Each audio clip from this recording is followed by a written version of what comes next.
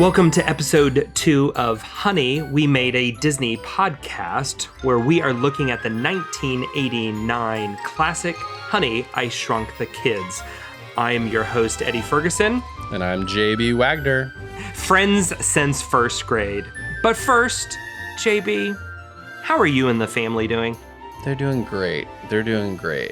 My son, he has learned the amazing art, the special art of wooing people and being the squeaky wheel to get what he wants. I made the mistake of searching on Target for something, and I was looking to see if I could find him like the little Mack truck from Cars to get him for birthday or something like that. And found one. It was this big one that folds out into this race car track, and it's got a little thing that zooms the cars across, and he saw it and he's like, oh, this is awesome. So there's a video for it. So I play the video. This was my really bad decision. I played the video for him and he lost his mind, and we watched it 3 or 4 times. And then he's, for a week, asked us every day, can we get the Mack truck? Mack truck? Mack truck? Can we go to Target, get the Mack truck? Kept saying, no, buddy, we don't. Like, we need to save up or whatever. And then he saw one of his grandmas and was like, can I get the Mack truck? Mack truck? And it's like, oh, maybe we'll figure it out. So we started talking, went to another grandparent, went to my dad, went to anybody on FaceTime, was like, I want Mack truck. I'm like, we're sorry. He's asking for the Mack truck. So finally he found one relative, the right relative. He asked for the Mack truck. And next thing you know, we're getting a text message with tracking information. And then the package truck, he said, package truck. And it came and it delivered it for him. And he was over the moon. So that my son is doing really good because he's learning those amazing skills of being an adult, which is finding the right person to get what you want. I'm assuming the adult was a grandparent by any chance? Yes. It might have grandparents. It's hard to say no. And to his credit, when I took the Gallup Strength Finders, woo was my top strength. So he probably got it a little bit from Uncle Eddie. Eddie. What can I say?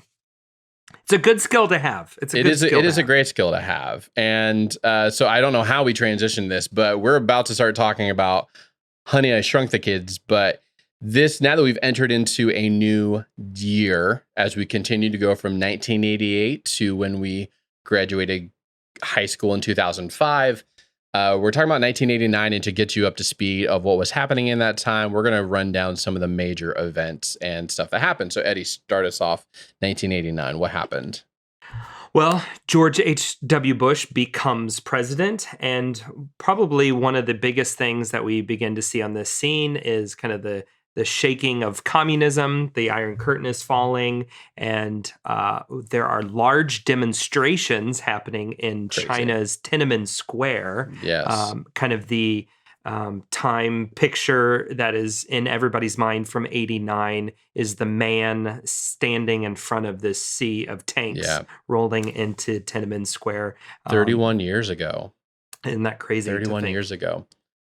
On a little bit of a lighter note, in sports, we had the 49ers won the Super Bowl. In the NBA, the Bad Boy Pistons won their first title, and the Oakland A's won a World Series that year. And something else crazy that happened, sorry, I'm going to jump down a little bit, and something else crazy that happened in the Oakland A's World Series, that was the year of the San Francisco earthquake. The earthquake happens, and then the World Series happens. That's crazy. But Eddie, you're going to talk to us about entertainment. What happened in entertainment that year?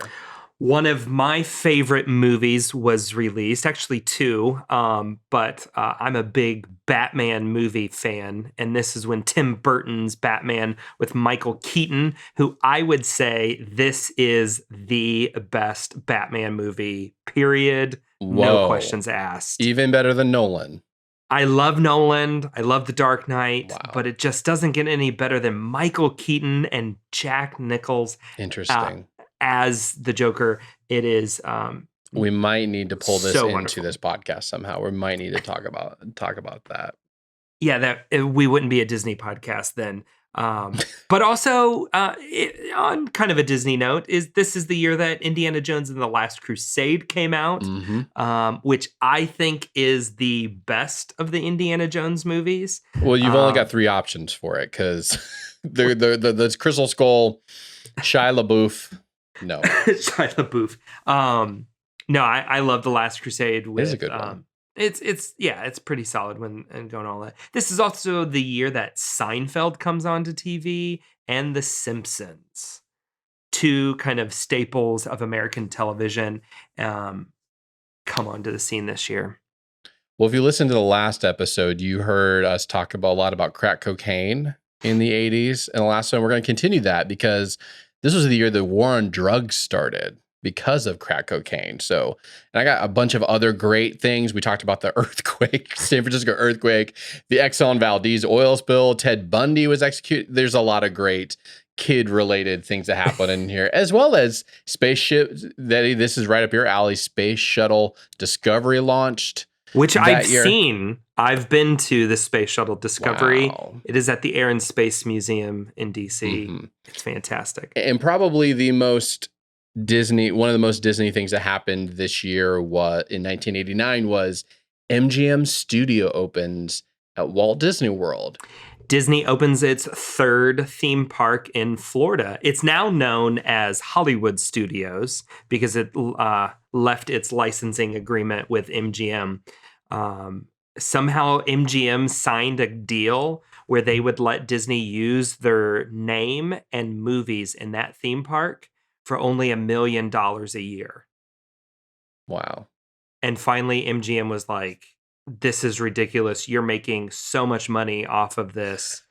We want in, and it blew up. And now we have Disney's Hollywood Studios. But yes, fun theme park. I love that you did all of this off the cuff. All I had in here was MGM Studios opened at Disney World, and you took and you ran with it, and you gave us so many great nuggets. I loved it. I learned so much in that. I need to double check with my mom, but I think there's a cute picture of me at MGM Studios when it was MGM Studios when I was maybe 3 or 4. So we're talking 91. Well, with that, now that we've moved on with 1989 highlights, let's talk about the reason that we're here and the namesake for this show, which is Honey, I Shrunk the Kids. Cue the Disney-ish sound effect.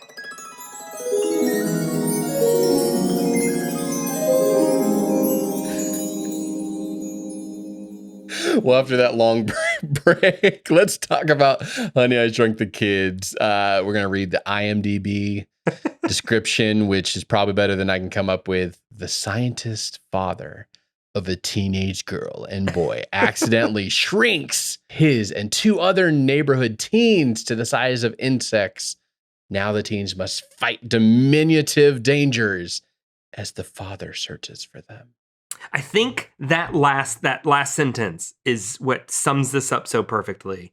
Now the teens must fight diminutive dangers as the father searches for them. There's a sermon in here. As the father searches for them. No, I set it up that way just because I think some of the funniest moments for me is just Rick Moranis with giant magnifying glasses over his eyes on the swing.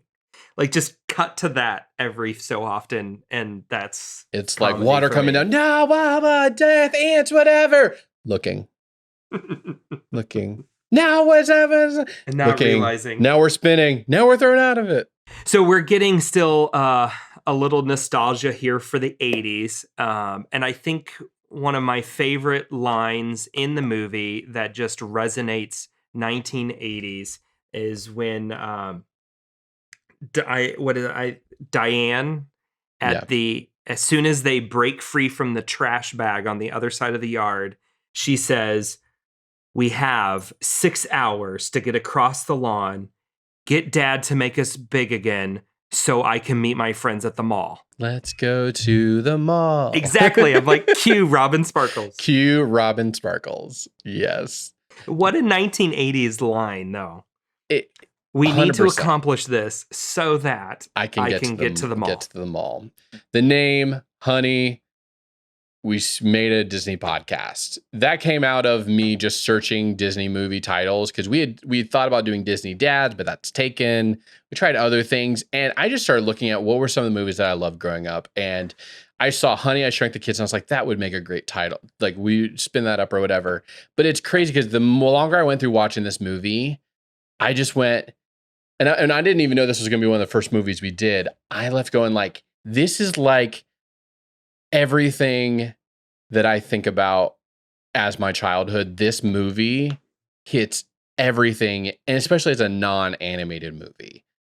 Because most of the time we think of Disney movies, you think about all the classic ones. For us at least, Lion King, Beauty and the Beast, Aladdin, a lot of those movies. But this was like a non-animated movie that hit every last thing about my childhood, about the big sets and going on great adventures and funny comedy and all the things that like this movie would never be made this way nowadays, and we'll get to that later. But this movie really should be credited with the Disney Renaissance. I know a lot of times that gets given to The Little Mermaid, but this movie ushers in so when Michael Eisner came in and took over the Disney company, they started doing live action movies, which is Disney had been doing since the very beginning. Mm-hmm.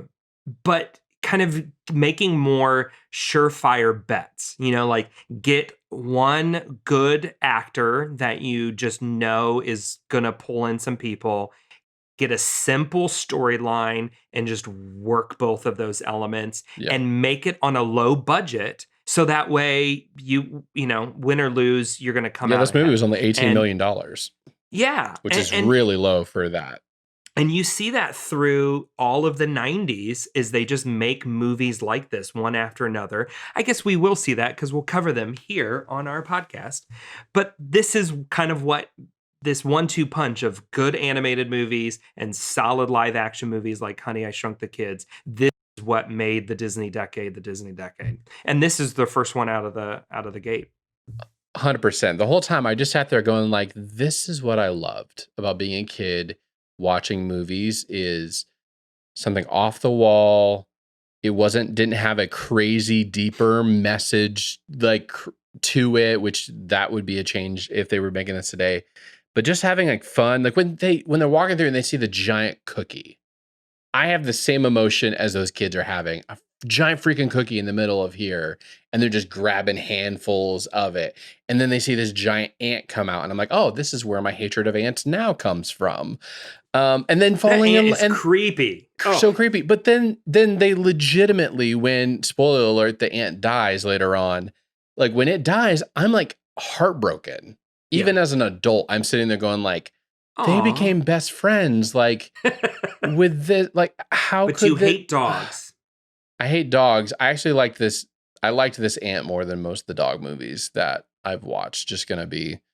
No, it's just so much fun, right? Because then you have elements of like the Lego. Things that you would love. Yeah. The water droplets were amazing. So you just kind of have these moments of, this is, the lawnmower starting up. Oh, he accidentally turned on the sprinkler. And you know why a big part of that is because most of that stuff was practical. I felt like those water droplets were real. Maybe they weren't, but they felt real. I know some of the ants and things were stop motion pieces, but then they're actually physically riding a bucking ant in there, which is awesome. Jumping ahead to 2020 just a little bit here, there is a show on Disney Plus called Prop Culture with this guy who goes around and finds old props from movies, and he looks and a whole episode is dedicated to Honey, I Shrunk the Kids, which I struggled with, like, this movie is old enough to be like on a flashback, like, whoa, this is in archives. Okay. Yep. And then they ended up like going and doing like Pirates of the Caribbean and Lion the Witch. I'm like, okay, I feel old. But he goes back and he finds like the ant that they used for the stop motion, for the scorpion, all of those different things. I think one of the things I remember so much as a kid is them riding on the bee and how cool Yes, that would that have whole been. Like sequence. That the whole whole sequence sequence. of riding on the bee was like, oh, that's so cool. And Yeah. I know graphics are better today, but I still felt watching it It like holds up. it holds up. It holds up. And that kind of speaks to the love of practical effects. They just hold up for a longer period of time. And I mean that whole movie just kind of has so many fun moments like that. I would also highly recommend you going back and watching Prop Culture, that episode. Yeah. I didn't know that was I didn't know that that was an episode in there. And I was doing some other work prepping for today, and I saw that there was a prop episode up about it, and I was like, oh, I have to watch this right now. And I was just in love with how they took the old ray gun and they retrofitted it back to what it Restored it. was, restored it. It was incredible. Go on. No, I was going to say, I think one of the reasons why the nostalgia of the oversized elements and everything, I referenced earlier going to MGM Studios as a young kid, and they had a whole Honey, I Shrunk the Kids play area at MGM Studios where it was like a playground of oversized, so you could play in their backyards, like tall blades of grass and stuff. And all these different kind of play elements that was just oversized things from the movie. And so it's just kind of like this 1-2 of remember watching the movie all the time, but that one trip there where we got to play on it, that just kind of living out that movie in that way was so much fun. Wonder if there's any inspiration for A Bug's Life from Honey, I Shrunk the Kids. Had to be. There's so many different things that popped up when I was watching this from the 90s. When he says tubular, I hadn't heard Yes. that probably since that movie came out and I watched it. The red hat brim, like the head straight up and stuff like that. We're all the size, like lines like we're all the size of boogers. Like that's totally, they would never say that in a movie, in a movie now. Even just like the James Bond circle transition at the very end, like goes in, then comes back out, then goes in again. I just love and that stuff. it does a lot of those kind of epic transitions. That was the other thing that I was nostalgic for, of kind of Star Wars, Indiana Jones swipe type transitions. Makes it feel more epic. Yeah.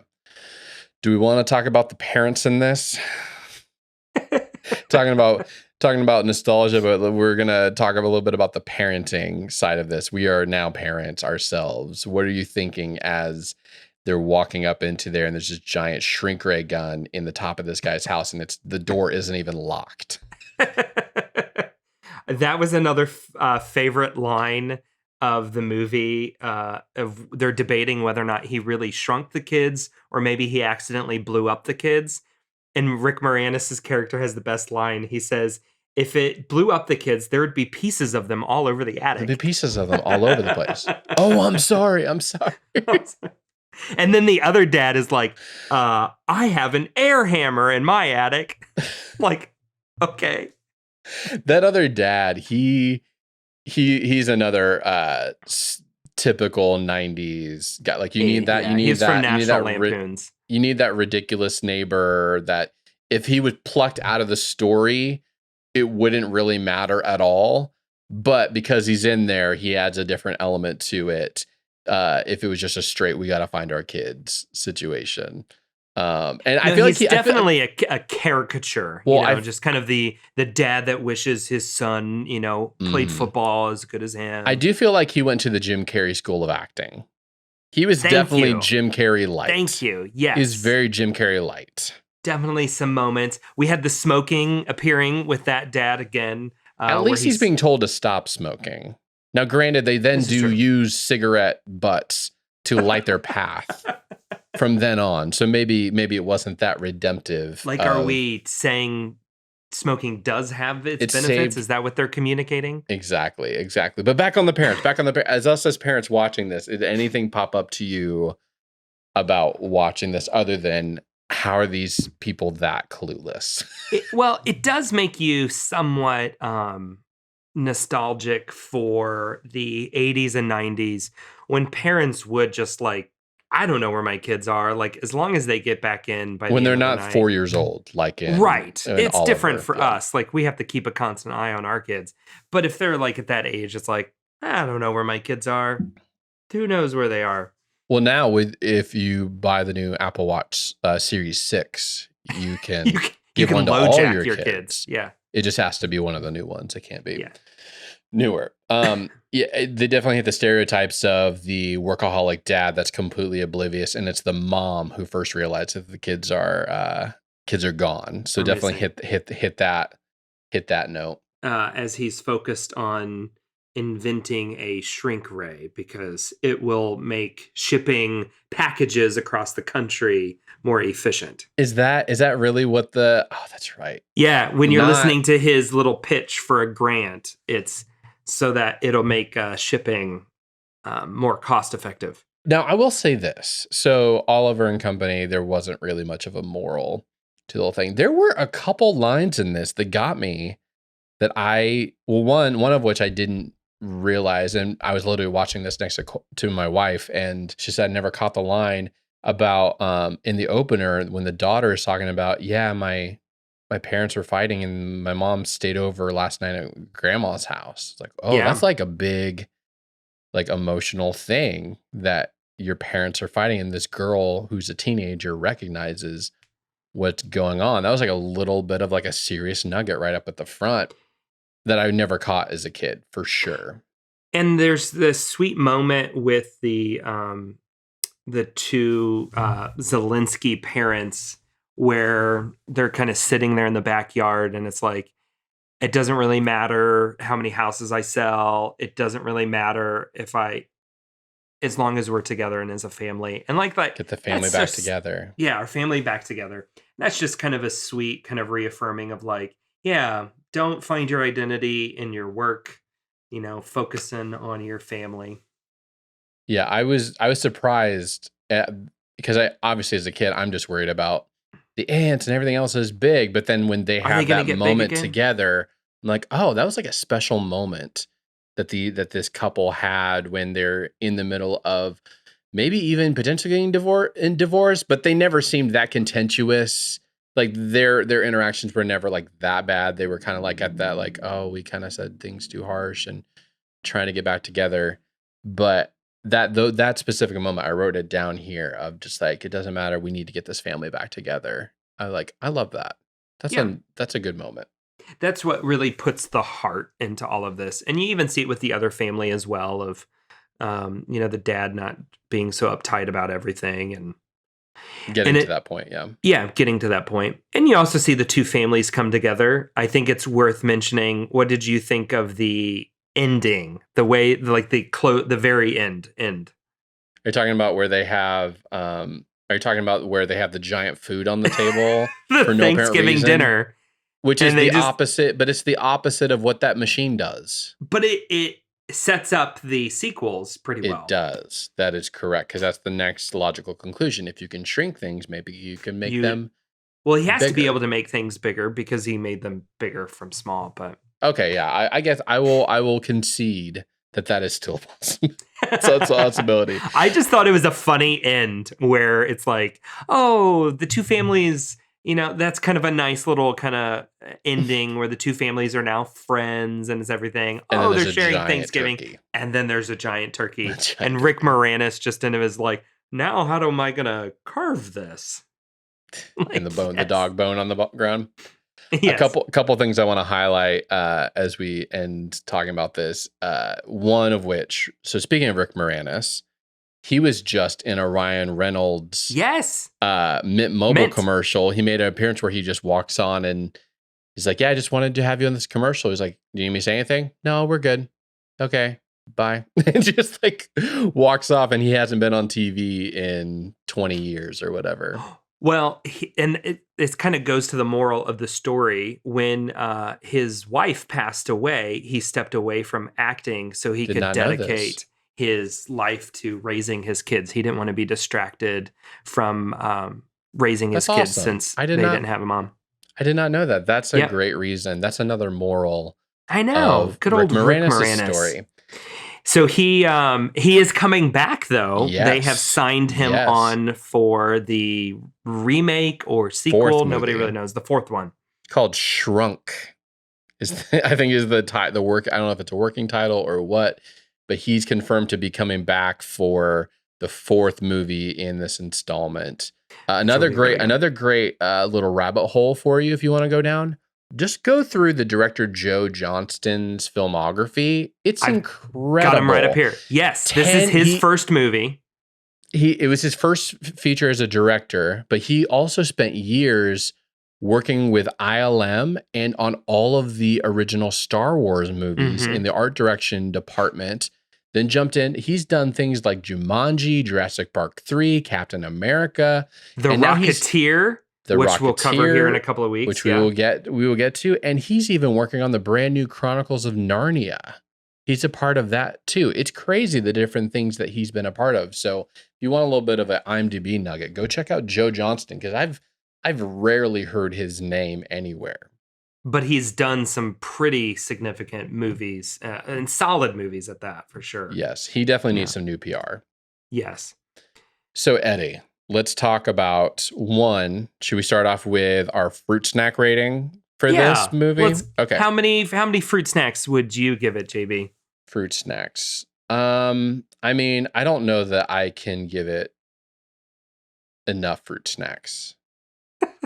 Like, I almost want to figure out, what size fruit snacks are we talking? Are these shrunk? Are these? I might move from fruit snacks to just straight up gummy worms, which is one of the pinnacle snack that I loved as a kid. I'm just going to give this I'm just going to give it 5. I'm going to give it 5 gummy worms. 5 gummy worms. I would give it 4 gummy worms.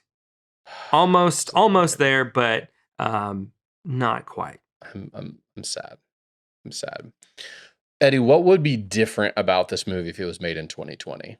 Well, it wouldn't be called Honey, I Shrunk the Kids. It would just be called Shrunk.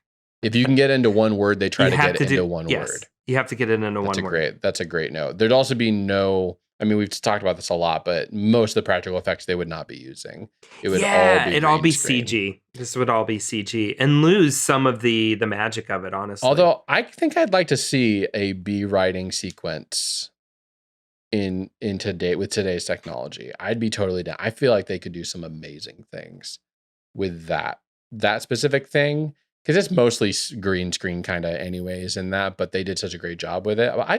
I'd be down for them doing even just that sequence in CG. We are fathers of daughters, little daughters, very young. Very little daughters, yeah. Would we let Russell date our daughter? If Russell showed up holding a TV, looking in my window, watching my daughter dance, that would give me some pause. So Russell is obviously like the John Hughes character, right? Like Disney's like, John Hughes knows how to write an 80s character. We need one of those in this movie. Did you even attempt to watch this with any of your kids? Yes, no, I did. And today, Buddy asked, he was like, honey, can we do Shrunk the Kids? Can we do Shrunk the Kids again? He loved it. He loved all the front humor. I don't think he was cackling.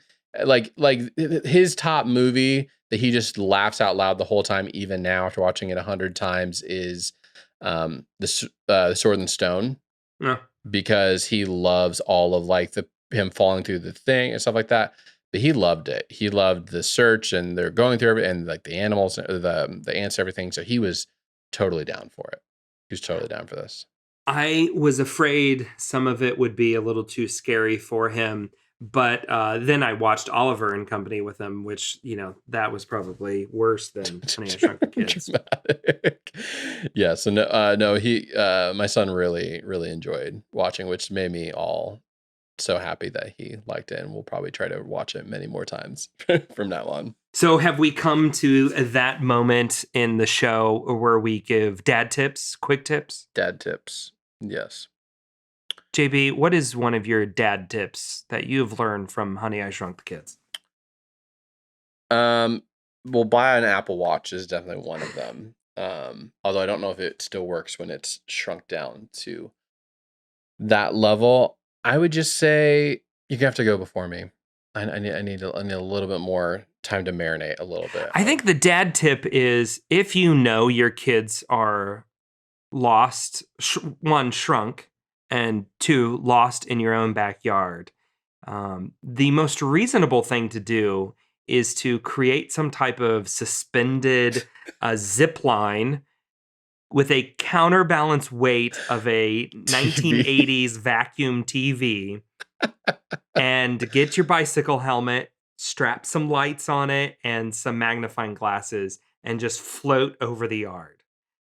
They milked that scene for all of its comedic glory. And then brought the wife into it too. So made it even better. Then it's like, yes, dad tip, have your wife involved. Like, if you're going to be searching for your kids in the backyard, this is a parenting crisis. You need all hands on deck. You both need to be floating over the backyard with magnifying glasses strapped in front of your eyes.